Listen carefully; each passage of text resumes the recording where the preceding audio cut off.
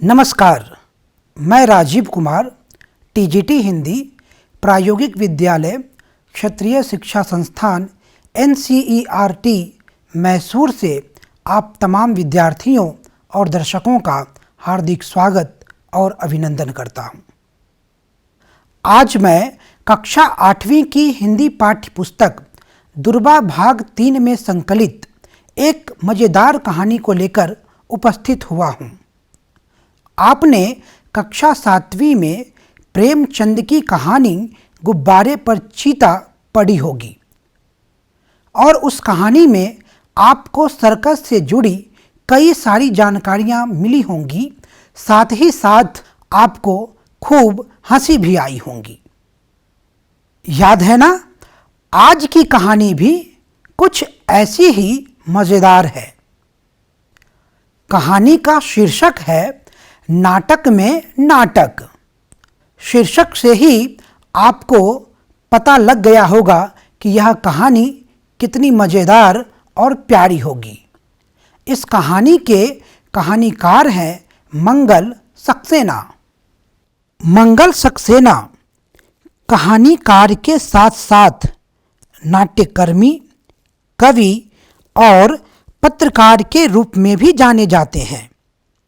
नाट्यकर्मी मंगल सक्सेना जी राजस्थान साहित्य अकादमी के सचिव और राजस्थान संगीत अकादमी के अध्यक्ष भी रहे हैं। उनकी रचनाओं की बात करें तो उन्होंने करीब 24 नाटक निर्देशित किए और इतने ही नाटक उन्होंने लिखे भी। उन्होंने 2 प्रसिद्ध बाल नाटक चंदा मामा और आदत सुधार दवाखाना भी लिखा। उन्होंने मैं तुम्हारा स्वर और कपट का सीना फाड़ो नामक 2 कविता संग्रह भी लिखा है, जो काफ़ी लोकप्रिय रहा है। नाट्य अकादमी द्वारा उन्हें अकादमी अवार्ड और साहित्य श्री निधि सम्मान से भी सम्मानित किया गया है।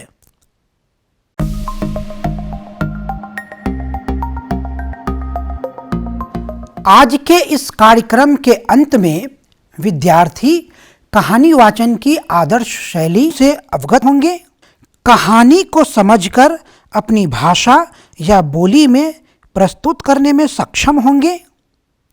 कहानी में आए कठिन शब्दों के अर्थ और वाक्य प्रयोग को जान सकेंगे। कहानी की महत्ता को समझ सकेंगे और नाटक से जुड़े तत्वों से अवगत हो सकेंगे तथा विराम चिन्हों के प्रयोग को भी समझ सकेंगे। तो आइए शुरू करते हैं कहानी का आदर्श वाचन। कहानी का शीर्षक है नाटक में नाटक। राकेश का मन तो कह रहा था कि बिना पूरी तैयारी के नाटक नहीं खेलना चाहिए, और जब नाटक में अभिनय करने वाले कलाकार भी नए हों, मंच पर आकर डर जाते हों, घबरा जाते हों और कुछ बुद्धू भी हों, तब तो अधूरी तैयारी से खेलना ही नहीं चाहिए। उसके साथी मोहन, सोहन और श्याम ऐसे ही थे। राकेश को उनके अभिनय पर बिल्कुल भी विश्वास नहीं था। वह स्वयं अभिनय इसलिए नहीं कर रहा था कि फुटबॉल खेलते हुए वह अचानक गिर पड़ा था और उसके हाथ में चोट लग गई थी और हाथ को एक पट्टी में लपेटकर गर्दन के सहारे लटकाए रखना पड़ता था। नाटक खेलना बहुत आवश्यक था। मोहल्ले की इज्जत का सवाल था। मोहल्ले के बच्चों ने मिलजुल कर फालतू पड़े एक छोटे से सार्वजनिक मैदान में दूब व फूल पौधे लगाए थे। वहीं एक मंच भी बना लिया था। राकेश की योग्यता पर सबको बहुत विश्वास भी था। समय था केवल 1 सप्ताह का। 7 दिन ऐसे निकल गए कि पता भी नहीं लगा। मोहन, सोहन और श्याम यूं तो अच्छी तरह अभिनय करने लगे थे, पर राकेश को उनके बुद्धूपन से डर था। हर एक अपने को दूसरे से अधिक समझदार मानता था, इसलिए यह भूल जाता था कि वह कहाँ क्या कर रहा है, बस कहने से मतलब। दूसरे चाहे उनकी मूर्खतापूर्ण बातों पर हंस रहे हों, मगर वे पागलों की तरह आपस में ही उलझने लगते थे। राकेश ने पूर्वाभ्यास के 7 दिनों में उन्हें बहुत अच्छी तरह समझाया था। निर्देशन उसने इतना अच्छा किया था कि छोटी से छोटी और साधारण से साधारण बात भी समझ में आ जाए। खैर, प्रदर्शन का दिन और समय भी आ गया। राकेश साज सज्जा कक्ष में खड़ा सबको खास खास हिदायतें फिर से दे रहा था। मोहन बोला, मेरा तो दिल बहुत जोरों से धड़क रहा है। मेरा भी, सोहन ने सीने पर हाथ रखकर कहा। तुम लोग पानी पियो और मन को साहसी बनाओ, राकेश ने फिर हिम्मत बढ़ाई। जैसे तैसे अभी तक तो ठीक ठाक हो गया। अभिनेता मंच पर आ गए। पर्दा उठा। मोहन बना था चित्रकार और सोहन बना था उर्दू का शायर। नाटक में दोनों दोस्त होते हैं। चित्रकार कहता है उसकी कला महान, शायर कहता है उसकी कला महान। श्याम बनता है संगीतकार। वह उनसे मुलाकात करने उस स्थान पर आता है जहां वे यह बहस कर रहे हैं, बजाय इसके कि वह नए नए मित्रों से मधुर बातें करे। बड़े छोटे के इस विवाद में उलझ जाता है। वह कहता है संगीतकार की कला महान। अभी तक अभिनय अच्छी तरह चल रहा था। सबको अपना अपना पार्ट याद आ रहा था। सब ठीक ठीक अभिनय करते चले जा रहे थे। अचानक श्याम पाठ भूल गया। पर्दे की आड़ में राकेश स्वयं पूरा नाटक लिए खड़ा था। वह हर एक संवाद का पहला शब्द बोल रहा था ताकि कलाकारों को संवाद याद आते रहें। मगर श्याम घबरा गया। वह सहसा चुप हो गया। उसके चुप होने से चित्रकार और शायर महोदय भी चुप हो गए। होना यह चाहिए था कि दोनों कोई बात मन की ही बनाकर बात आगे बढ़ा देते, पर वे घबराकर राकेश की तरफ देखने लगे। संगीतकार महोदय भी पलटकर राकेश की ओर देखने लगे। राकेश बार बार संगीतकार जी का संवाद बोल रहा था, मगर आवाज तेज होकर माइक से सबको ना सुनाई दे जाए, इसलिए धीरे धीरे फुसफुसाकर बोल रहा था। संगीतकार जी को वह हल्की आवाज सुनाई नहीं दे रही थी। तभी शायर साहब संगीतकार के कंधे पर हाथ मारकर बोले, उधर जाकर सुन लेना। संगीतकार अपना वायलिन पकड़े पकड़े राकेश की ओर खिसक आए। दर्शक ठठाकर हंस पड़े। संगीतकार जी और घबरा गए। जो कुछ सुनाई पड़ा उसे ही बिना समझे बुझे झट से बोलने लगे। संवाद था, जब संगीत की स्वर लहरी गूंजती है तो पशु पक्षी तक मुग्ध हो जाते हैं। शायर साहब, आप क्या समझते हैं संगीत को? मगर संगीतकार साहब बोल गए यूं, जब संगीत की सहर लहरी गूंजती है तो पशु पक्षी तक मुंह की खा जाते हैं।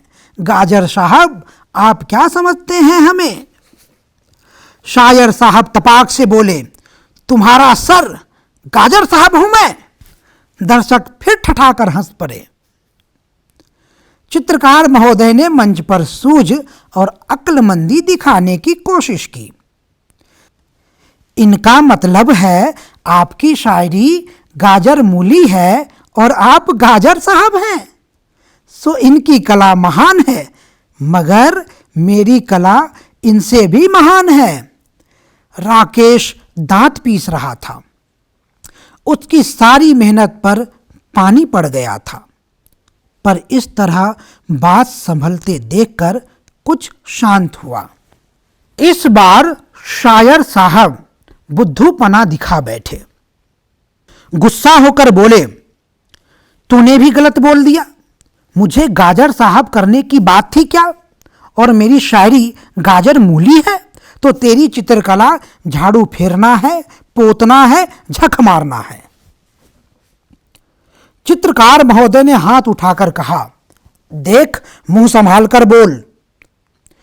दर्शक फिर बड़े जोर से हंस पड़े। राकेश घबरा रहा था, गुस्सा भी आ रहा था उसे और रोना भी। सारी इज्जत मिट्टी में मिल गई। पर अब क्या हो? वह बार बार दोनों हथेलियों को मसल रहा था और कोई तरकीब सोच रहा था। इधर मंच पर तीनों में जोरों से तू मै हो रही थी। चित्रकार महोदय हाथ में कूची पकड़े आंखें नचा नचा कर मटक मटक कर बोल रहे थे, अरे चमगादर, तुझे क्या खाक शायरी करना आता है? जबरदस्ती ही तुझे यह पाठ दे दिया, तूने सारा गड़बड़ कर दिया। मुझे चमगादर कहता है?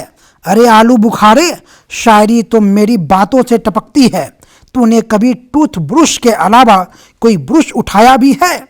यहाँ चित्रकार बना दिया तो सचमुच ही अपने को चित्रकार समझ बैठा। दर्शक हंसी से लोटपोट हुए जा रहे थे। संगीतकार महोदय कभी उन दोनों लड़ते कलाकारों की ओर हाथ न चाहते, कभी दर्शकों की ओर। तभी तेजी से राकेश मंच पर पहुंच गया। सब चुप हो गए, सकपका गए। राकेश पहुंचते ही एक कुर्सी पर बैठते हुए बोला, आज मुझे अस्पताल में हाथ पर पट्टी बंधवाने में देर हो गई तो तुमने इस तरह रिहर्सल की है? जोर जोर से लड़ने लगे। अभिनय का दिन बिल्कुल पास आ गया है और हमारी तैयारी का यह हाल है। चित्रकार महोदय ने इस समय अक्लमंदी दिखाई, बोले, हम क्या करें डायरेक्टर साहब, पहले इसी ने गलती की।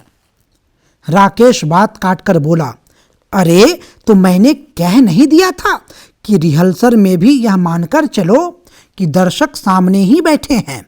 अगर गलती हो गई थी तो वहीं से दोबारा रिहर्सल शुरू कर देते। यह क्या कि लड़ने लगे? सब गड़बड़ करते हो। बात राकेश ने बहुत संभाल ली थी। पर्दे की आड़ में खड़े अन्य साथी मन ही मन राकेश की तुरंत बुद्धि की प्रशंसा कर रहे थे। दर्शक सब शांत थे, भौचक्के थे। वे सोच रहे थे यह क्या हो गया।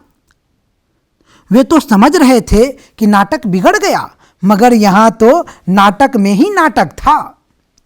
उसकी रिहर्सल ही नाटक था। मानो इस नाटक में नाटक की तैयारी की कठिनाइयों और कमजोरियों को ही दिखाया गया था। राकेश कह रहा था, देखिए, हमारे नाटक का नाम है बड़ा कलाकार, और बड़ा कलाकार वह है जो दूसरे की त्रुटियों को नहीं, अपनी त्रुटियों को देखे और सुधारे।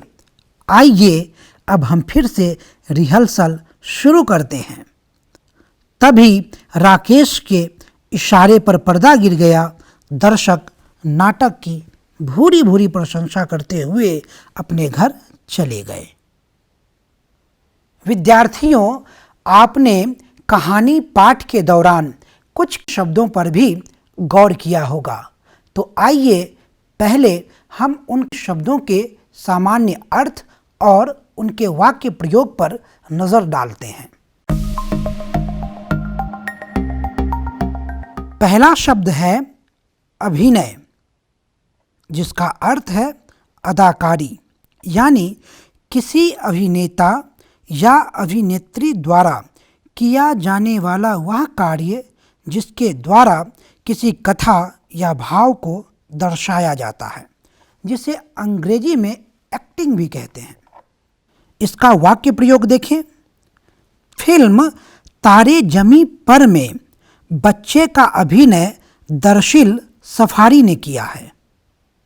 दूसरा शब्द है निर्देशन, जिसका अर्थ है अभिनय से संबंधित तरीके को बताना, जिसे अंग्रेजी में डायरेक्शन कहते हैं। इसका वाक्य में प्रयोग देखते हैं। फिल्म बाहुबली का निर्देशन एस राजामौली ने किया।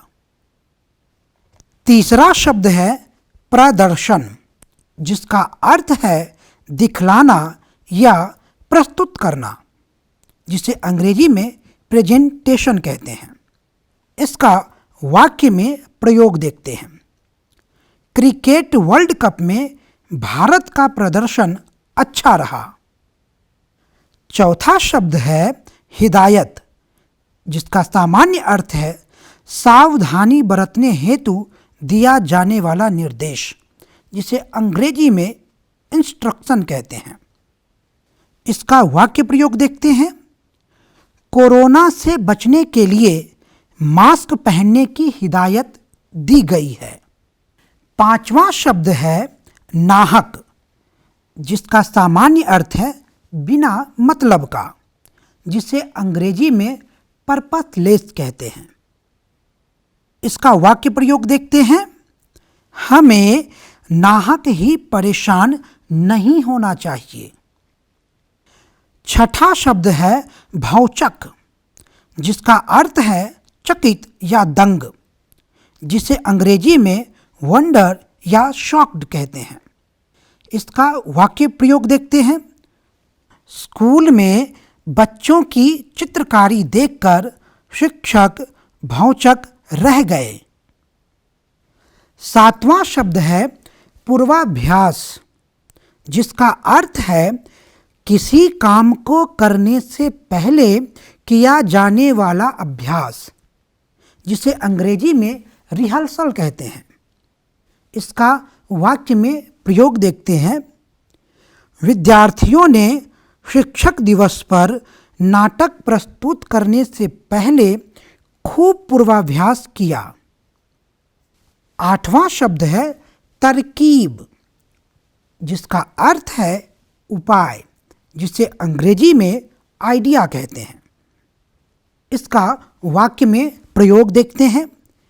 कोरोना से बचने का एक तरकीब यह है कि हम 2 गज की दूरी बनाए रखें। नौवां शब्द है सार्वजनिक, जिसका अर्थ है सबके लिए, जिसे अंग्रेजी में पब्लिक कहते हैं। इसका वाक्य में प्रयोग देखते हैं। बस स्टैंड सार्वजनिक संपत्ति होती हैं। अंतिम और 10वां शब्द है भूरी भूरी, जिसका अर्थ है बेहद अथवा बहुत ज़्यादा, जिसे अंग्रेजी में टू मच कहते हैं। इसका वाक्य में प्रयोग देखते हैं।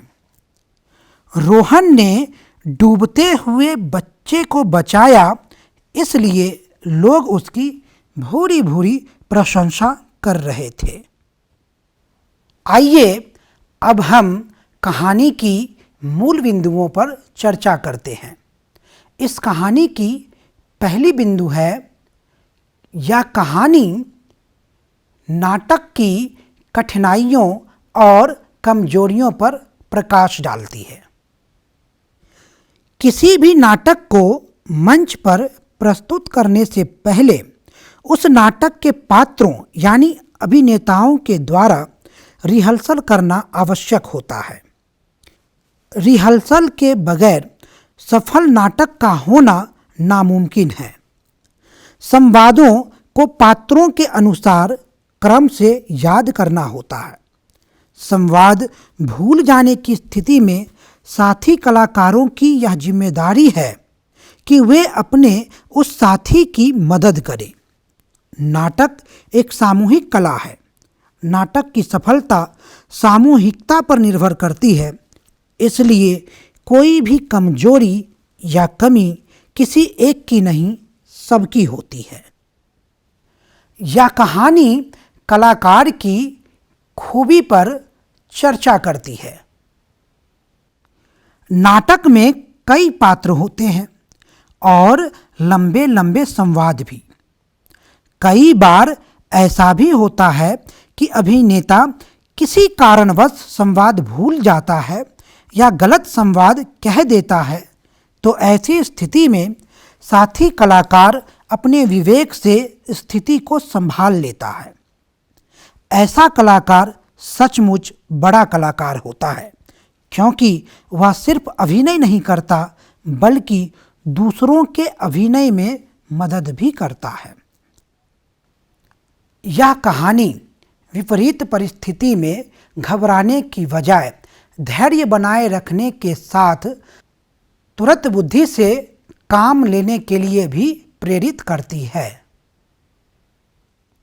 इस कहानी को पढ़ते हुए आपने देखा होगा कि नाटक के दौरान मोहन, सोहन और श्याम एक दूसरे की कमियां निकालने लगते हैं और झगड़ने लगते हैं। तब राकेश अपनी तुरंत बुद्धि से बिगड़ते नाटक को संभाल लेता है और दर्शक उनके झगड़ों को नाटक का हिस्सा समझकर नाटक का लुत्फ उठाने लगते हैं। आइए अब हम इस पाठ की कहानी कला को समझते हैं।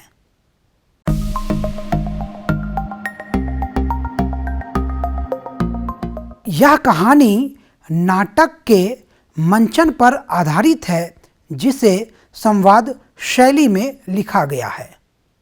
कहानीकार मंगल सक्सेना ने पात्रों को ध्यान में रखते हुए सीधी, सरल और पात्रानुकूल भाषा का प्रयोग किया है, जिससे कहानी में रोचकता आ गई है। उन्होंने नाटक से जुड़े शब्दों जैसे मंच, अभिनेता, पूर्वाभ्यास, रिहर्सल, निर्देशन, पाठ, प्रदर्शन, दर्शक, कलाकार आदि जैसे शब्दों का प्रयोग किया है, जो पाठक को अपनी ओर खींच लेता है। ऐसा लगता है मानो हम कहानी नहीं बल्कि नाटक पढ़ रहे हों। व्याकरण की बात करें तो कहानी में संवाद की अधिकता है। किसी नाटक या फिल्म में संवाद की काफ़ी महत्वपूर्ण भूमिका होती है। किसी फिल्म या नाटक का संवाद जब लिखा जाता है तो उसमें विराम चिन्हों को ध्यान में रखा जाता है। तो आइए देखते हैं कुछ वाक्यों को। अरे चमगादड़, तुझे क्या खाक शायरी आती है? मुझे चमगादड़ कहता है? अरे आलू बुखारे, शायरी तो मेरी बातों से टपकती है। तूने कभी टूथ ब्रश के अलावा कोई ब्रश भी उठाया है? इन वाक्यों में आपने तरह तरह के चिन्हों पर गौर किया होगा। असल में इन्हें विराम चिन्ह कहते हैं। वाक्य लिखते समय विराम यानी ठहराव को प्रकट करने के लिए इनका प्रयोग करते हैं। वाक्य लिखते समय ज़्यादातर हम अल्प विराम, पूर्ण विराम और प्रश्नवाचक चिन्हों का ही इस्तेमाल करते हैं। इसके अलावा विस्मयादिबोधक, उद्धरण चिन्ह, अर्धविराम, निर्देशक चिन्ह आदि समेत कुल 18 प्रकार के चिन्ह होते हैं। वाक्य लिखते समय विराम यानी ठहराव को प्रकट करने के लिए इनका प्रयोग करते हैं। इन विराम चिन्हों के प्रयोग के विषय में जानकारी हासिल कीजिए और आप चाहें तो दिए गए लिंक पर भी देख सकते हैं।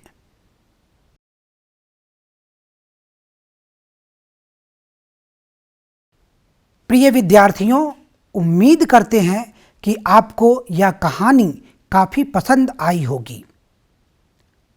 हमने आपके लिए कुछ प्रश्न तैयार किए हैं जिनके उत्तर आप तलाशने की कोशिश करें। पहला प्रश्न है, विराम चिन्हों को ध्यान में रखते हुए कोरोना से संबंधित विषय पर संवाद लिखिए। दूसरा प्रश्न है, वसंत भाग 2 में संकलित एकांकी पापा खो गए पढ़कर नाटक में नाटक कहानी के बीच अंतर स्पष्ट कीजिए। आप यह एकांकी NCERT के ऑफिशियल यूट्यूब चैनल और दीक्षा पोर्टल पर भी देख सकते हैं। तीसरा प्रश्न है, यदि आप राकेश की जगह होते तो क्या करते और क्यों? विद्यार्थियों, आज के कार्यक्रम में हमने सीखा कहानी वाचन की आदर्श शैली, पाठ में आए कठिन शब्दों के सामान्य अर्थ और वाक्य प्रयोग, कहानीकार और कहानी के मूल उद्देश्य से अवगत हुए तथा पाठ में प्रयुक्त विराम चिन्हों के सामान्य परिचय से भी परिचित हुए। तो आज के कार्यक्रम में इतना ही। फिर मिलेंगे नए पाठ के साथ। तब तक के लिए घर पर रहें, सुरक्षित रहें। धन्यवाद।